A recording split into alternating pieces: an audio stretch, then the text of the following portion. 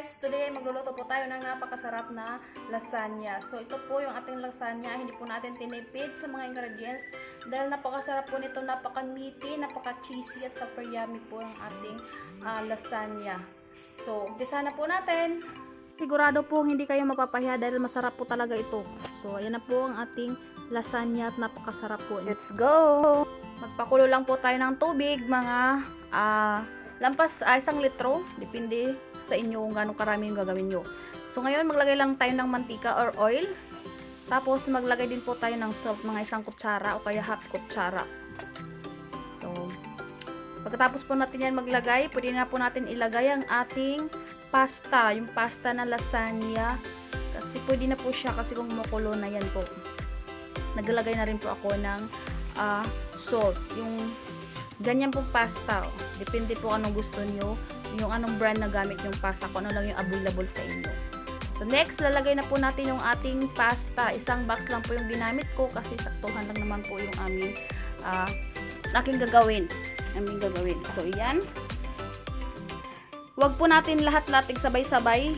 Yung paisa-isa po yung paglagay natin para po hindi kaagad siya magdikit yung ating pasta. So tapos wag po natin siyang pipilitin, ididiin para lumubog agad yung pasta natin. So dapat po hayaan lang po natin na kusa siyang lumubog yung pasta natin. Kasi pag pinilit po natin na idiin sila, baka po magkabasag-basag yung pasta natin. So hayaan lang po natin hanggang sa kusa silang lumubog. So kalma ka lang, wag kang masyadong taranta. Relax, panoorin mo lang. So ayan. Huwag kayong mag-alala kung hindi kaagad siya na ng tubig kasi lulubog yan. Yung mga ganyang saktuhan lang naman po yan. So kung meron naman po kayong malaking kaldero, kung hindi kayo komportable sa ganitong kaldero kaliit, para sa akin okay na to, sakto lang. Pero kung para sa inyo na medyo kinakabahan, pwede kayong gumamit ng kalderong malaki. So yun, sa isang kawali naman, habang nagpapalambo tayo ng pasta, lagay na po natin yung karning baboy. Yung 50% doon ay beef, yung 50% naman doon is pork. Pwede naman po kayo maglagay ng puro lang siyang pork or kaya puro lang naman din po siyang beef. Nasa sa inyo po iyan. So, hindi ko po yan tinimplahan. Kusang nilagay ko lang po yan yung ating meat. Hayaan lang po muna natin siya. Yung ganyan yung ating karne dyan. So, dito naman po tayo sa pasta. Yung pasta natin, every 5 minutes, check po natin siya para hindi po siya magdikit-dikit. Maiwasan po siyang magdikit-dikit. Dapat po naghiwa-hiwalay siya. Kasi dati po nag-ano ako ng pasta, nagluto, hindi ko napansin.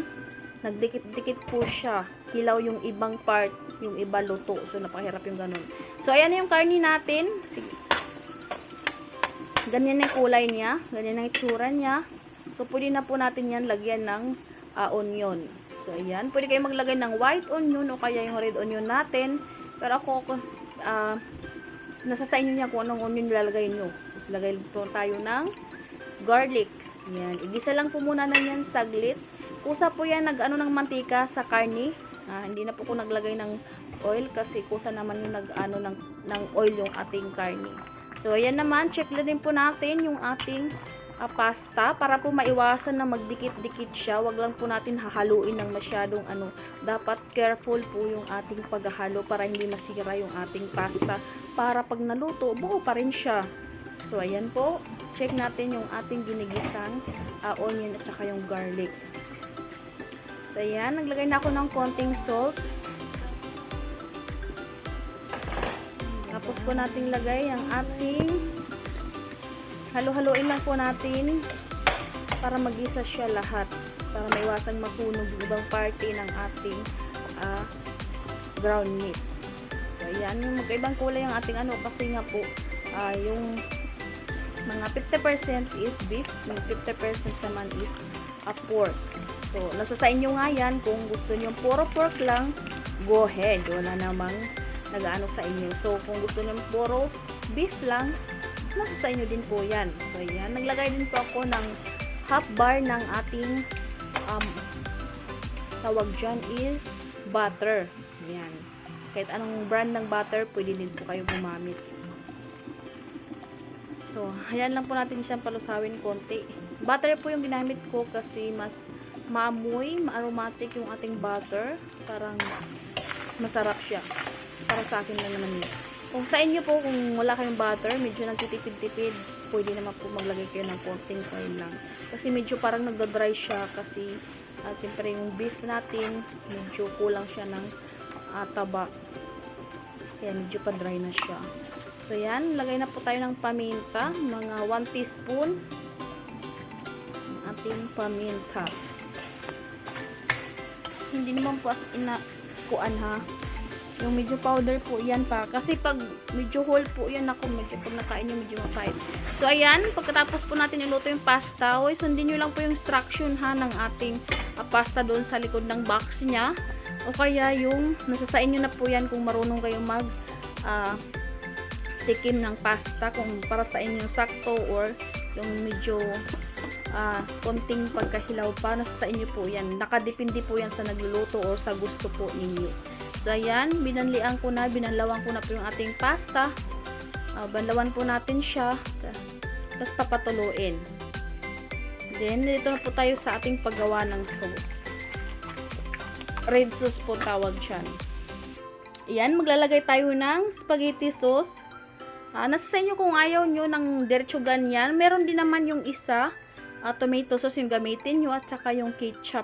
Titimplahan nyo na lang po. Pero para sa akin, para hindi po mahirap na, medyo hassle na kasi pag marami ka pang inaano-ano, diretso na po tayo sa spaghetti sauce. Magdagdag na lang po tayo ng konting tomato sauce or tomato paste. Para wag na po natin pahirapan yung mga buhay natin kung meron namang madaling way. So, wag naman po masyadong pero sa inyo po yan, kung gusto niyo yung ganun po yung gawin nyo. Pero para sa akin, mas gusto ko yung ganun diretso na.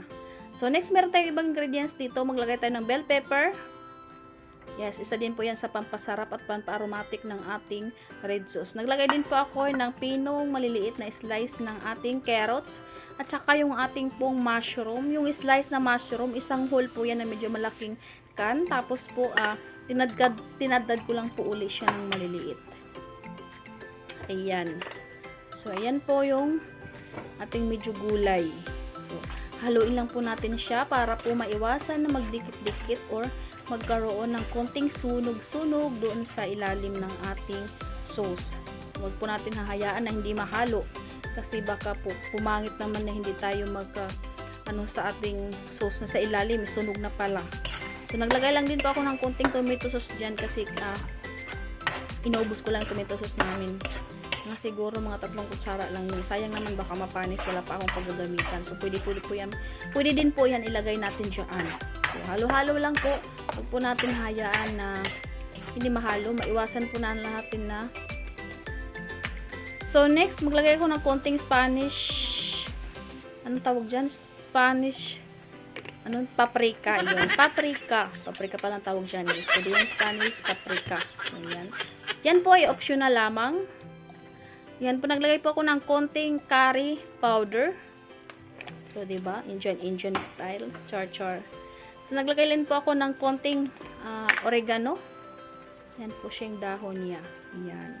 Para siyang dahon-dahon ng maliliit. Oregano powder. Pampadagdag din sa lasa or amoy ng ating nilulutong pulang sauce. So, hindi lang siya pang Pinoy style. Pwede rin ng iba-ibang style.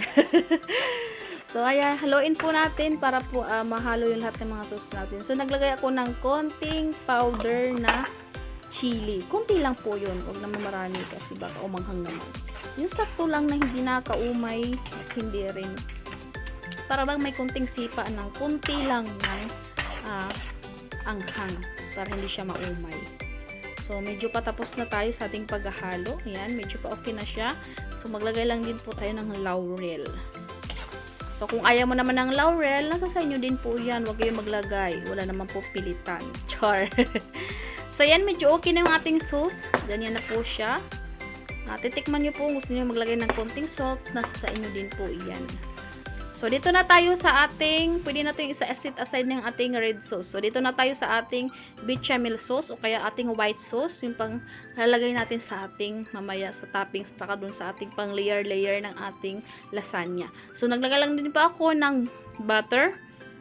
Hindi ko lang po sure kung talagang gagamit ko ng oil. Basta ako, butter po talaga yung ginagamit ko sa paggawa ng ating sauce na to na white sauce, yung bechamel sauce na tinatawag. So, 2 stick po yung ginamit ko dyan. Yung 2 barba ng ating, maliliit lang naman yung iba, yung maliliit, 25, parang ganun yung ating butter na ganun. 2 po yung ginamit ko para hindi po tayo magkulang sa ating white sauce. Di bali ng sumobra, wag lang po magkulang. Kasi mahirap gumawa na nandiyan ka na, nag-layer ka, naglalagay ka na ng sauce, tapos kukulangan ka ng white. So, di baling sobra lang, wag lang siya magkulang. So, ayan.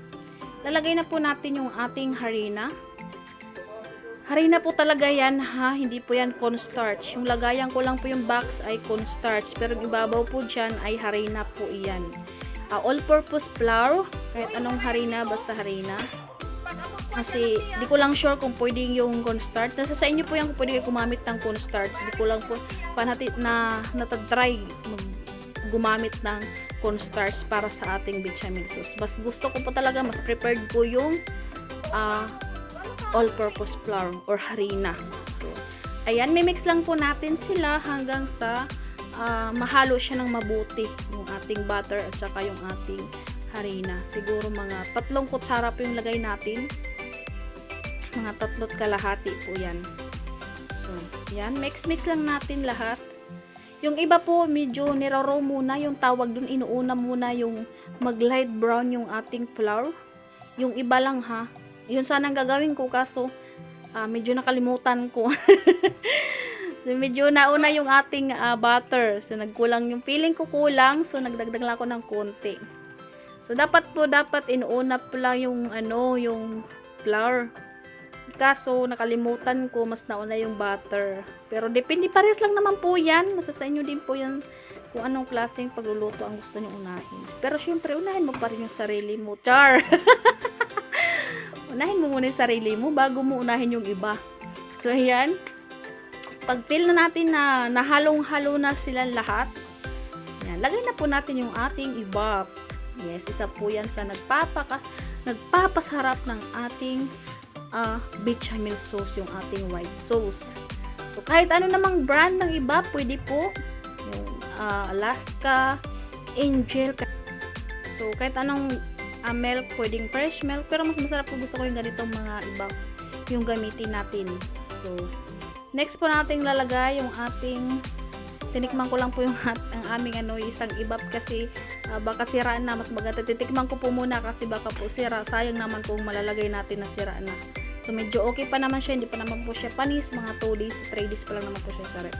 So, yan. Ginamit ko na. Tsaka pati itong Bali, nasa 3 can po yung ginamit kong ibap. 3 can. So, busin lang po natin. Tapos, halo-haloin lang po natin, ha. Baka po magdikit-dikit sa ilalim. Huwag po natin hahayaan na hindi mahalo. Dapat po, lagi po tayo nating hahaluin kasi po baka po magdikit-dikit, masunog yung ilalim nila. So, mga Mars, kung bago ka pa lang po sa ating YouTube channel, ha, pa-like, pa-comment down below, tapos pa-subscribe, pahit ang notification bell para po lagi tayong updated sa bagong nating upload. So, maglagay na po tayo ng cheese. Any cheese or Eden, baka naman Eden. Pwede kayo maglagay ng sarila, depende po yan sa inyo. Isa po yan sa nagpapasarap ng ating white sauce o bechamel sauce, yung ating cheese na nilagay. So, parang kinulang ako, so gagagaran natin ng konti. So, ba-comment down naman ako kung paano nyo niluluto yung inyong lasagna. So, ayan, panoorin nyo po, tapusin nyo lang po panood para po maano nyo lahat. Makuha nyo lahat at saka masubukan nyo. Napakasarap po talaga ng ating lasagna na to. Napakasarap yung kanyang bechamel sauce. Pati rin po doon sa ating red sauce na ginawa kanina.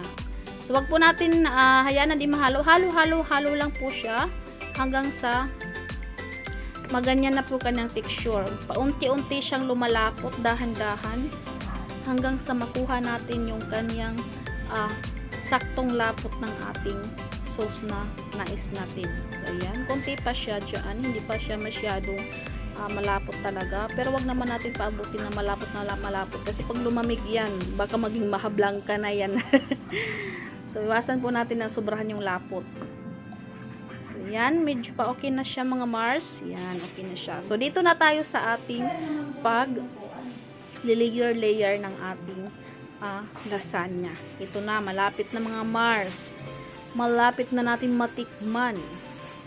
So, syempre, gagawin po muna natin ang ating lasagna is layer natin. So, yan. Nag-gloves po ako kasi po baka sabihin yung ganun-ganer char baka sabihin yung ganun. Alam niyo naman maraming judgmental yung mga taong wala ka namang ginagawa, may nasasabi mahirap na. So yan si Madam dumaan. So yan, meron po tayong pansandok doon sa ating white sauce. Meron din tayo pansandok doon sa ating red sauce. So, yan sa ilalim, nilagyan ko muna siya ng red sauce natin. Yung nandun, yung ating ginawa kanina may carne, red sauce at spaghetti sauce. Yung ating niluto kaninang pula. Yung sauce niyang red. So, nilagyan ko lang po yung ilalim para po hindi siya magdikit. Saka pati sa ilalim ng pasta is nahilasa siya. So, yan. Nice ko lang kasi medyo parang hindi siya.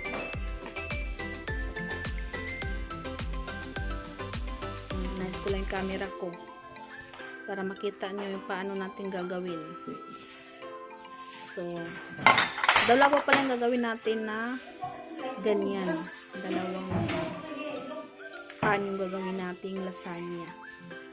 So, dapat sana sakto lang yung ating red sauce at saka yung ating white sauce. So, tingnan ang ating pasta naka-ready na. So, ayan. Higain lang natin pa-flat. Iayos lang po natin dyan ang ating pasta. Wala po yan sira ha. Kasi pangit namin medyo may sira-sira. Pinutulan ko pa yung dulo kasi medyo mahaba yung pasta natin. Alang naman hayaan natin na mahaba yung gano'n. Nagsusobra-sobra. So wag kayong mag-alala doon sa naputol natin kasi magagamit pa po natin yan mamaya lang. Papakita ko sa inyo. Wag kayong mag-alala. Wala pong tapon dyan.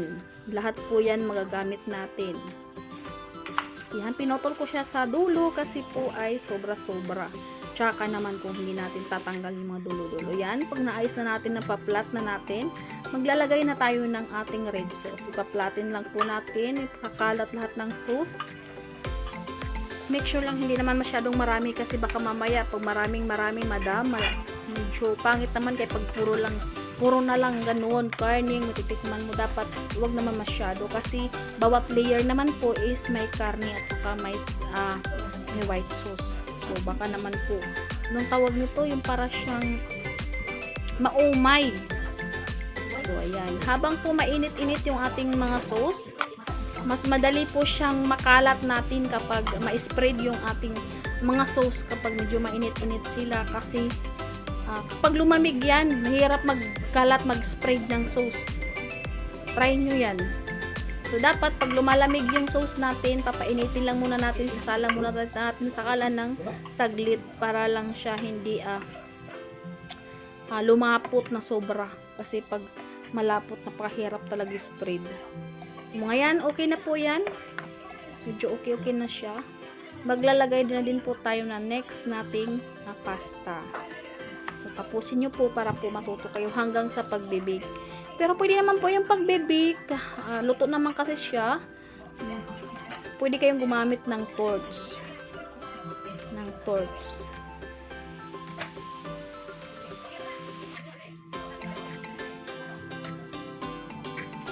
So, tatapusin lang po natin hanggang sa makuha natin yung tamang ibabaw ng ating lasagna. Ayan po yung mga tira-tira natin kanina, ginupit-gupit, nilagay ko po sa gitna. Yung mga kulang, doon po natin ilalagay yung mga kaninang binawas natin doon sa lampas ng ating pasta.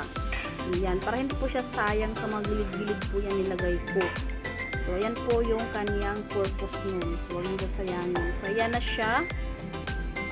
medyo nakuha na natin yung saktong dami ng ating ng ating lasagna. Yung sakto na, wag naman lampas dun sa ating gagawan kasi po baka mamaya umapaw siya, magtapon-tapon, sayang naman. So sakto lang. So dadamihan natin ng sauce dun sa ibabaw. Isa din po yan sa nagpapasarap sa ating lasagna, yung marami din sauce. Lalo na sa ibabaw kasi yan po ay ating ibibake. Bibake po natin yung saglit para para po mag-brown yung ating top ng ating lasagna. So ayan na siya. Pwede kayo maglagay dyan ng cheese sa ibabaw. So ayan, naglagay ako ng konting cheese, hindi ko lang napakita sa inyo. So bibake natin yung ibabaw niya hanggang sa medyo mag-brown ng konti. Ayan na siya mga mare. O, diba? Malapit na. Parang hindi pa siya. Konti pa. Check din po natin. Baka po masunog. Katulad ng isa. Kung hindi ko pa na-check. Naku, muntik na masunog. So, yan na yung mga Mars. Nilagyan ko lang siya ng chichiborichi yung kanyang ibabaw. Yung kanyang green na yan. Pang contrast. Pang paganda ng kulay ng ating lasagna sa ibabaw. Mga Mars, pwede nyo ibenta yan na. Nasa sa inyo yan kung paano yung mag-costing. Dapat doble o triple yung kita nyo dyan. Kasi masarap naman at saka napaka yummy talaga niyan. Hindi ka magsisisi. Super sarap. Kasi hindi natin tinipid sa sauce. Yung white sauce at saka yung ating red sauce. So, bake lang natin mga 10 minutes. Huwag natin lalakasan yung ating apoy dun sa ating oven. Kung wala kayong oven, pwede kayong gumamit ng torch. Pero mas maganda yung oven. Ayan siya. O, diba? Muntik na maubos yung isa. Konti na lang. So, ayan. Masarap talaga siya. Hindi ka magsisisi. Try nyo na. Gawin nyo na sa paghandaan, pang birthday, pang social. Pang regalo, pang kahit anong okasyon na pwede po. So, ito. Titikman na po natin. So, ayan. Napakasarap po niyan mga mari. Medyo may init pa. Kasi ininit ko. So, ayan. Napakasarap yung kanyang pack na pack yung kanyang pasta, yung kanyang white sauce, yung kanyang red sauce. Meaty, cheesy, at saka napaka-creamy po. Perfect na perfect po. So, ano pang inaantay niyo mga mare? Gumawa na kayo. Try nyo na. O, diba? Napakasarap. So, what you're waiting for? Pa-like, pa-share, pa-subscribe, and pahit ang notification bell para po lagi tayong updated sa mga bago nating upload na mga videos. So, ayan lamang po ang ating video for today. Thank you po for watching. Bye-bye! Ang sarap-sarap. Super yummy!